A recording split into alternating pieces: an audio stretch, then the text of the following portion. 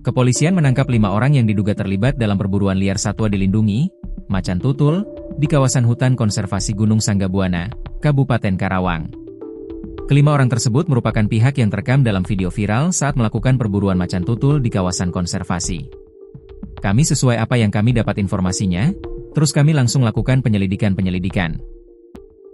Tadi malam sudah kami amankan 5 orang, ujar Kapolda Jawa Barat Irjen Pol Rudi Setiawan saat ditemui di Gedung Pakuan, Kota Bandung, Selasa, 27 Januari 2026. Saat ini, para terduga pelaku telah diamankan di sel Polres Karawang untuk menjalani pemeriksaan lebih lanjut.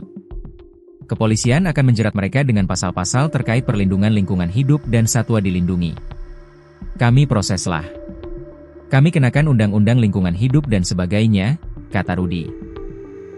Rudi menjelaskan, pengungkapan kasus ini bermula dari beredarnya rekaman kamera trap yang memperlihatkan seekor macan tutul berjalan dalam kondisi pincang dengan luka di kaki kiri bagian depan. Rekaman tersebut diambil pada 21 Januari 2026. Berdasarkan hasil awal penyelidikan, kondisi luka pada satwa tersebut diduga akibat tembakan pemburu. Ia menegaskan, perlindungan ekosistem dan satwa dilindungi harus menjadi perhatian bersama agar kejadian serupa tidak terulang. Yang penting adalah kedepannya bagaimana ini tetap terlestari, terjaga, dan tidak ada lagi yang mengganggu ekosistem, ucap Rudi.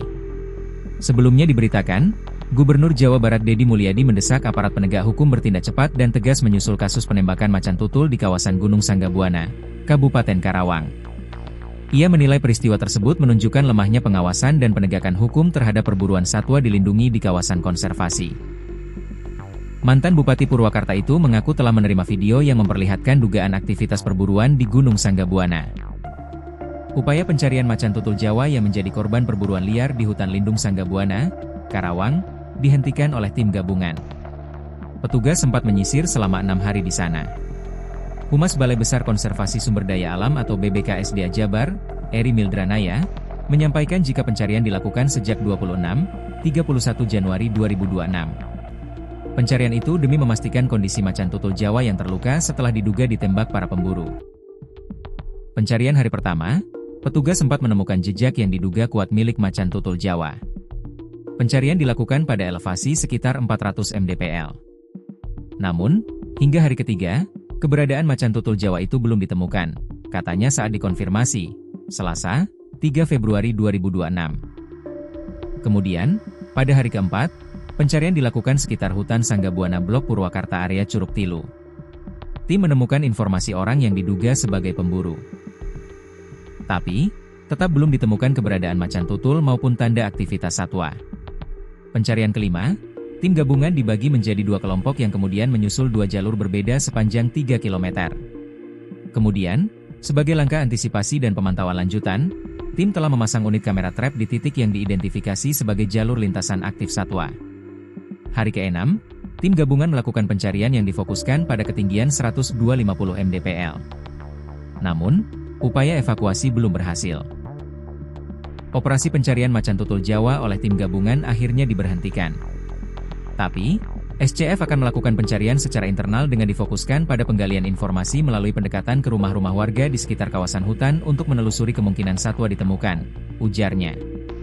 Polda Jawa Barat sebelumnya memastikan ada 5 orang yang telah ditangkap terkait perburuan yang diduga menyebabkan satwa dilindungi tersebut mengalami luka serius.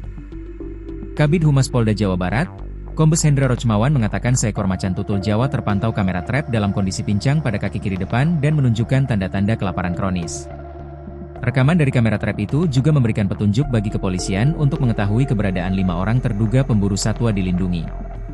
Beberapa orang terekam tengah memasuki hutan melalui luar jalur wisata dengan membawa senjata api jenis dorlok dan ditemani anjing pemburu.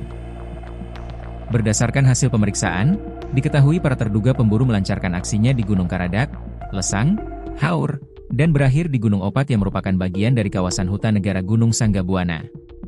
Kelima terduga pemburu itu dijerat pasal 340 Undang-Undang Nomor 1 KUHP. Pasal tersebut mengancam setiap orang yang tanpa izin berburu atau membawa senjata api ke dalam hutan negara.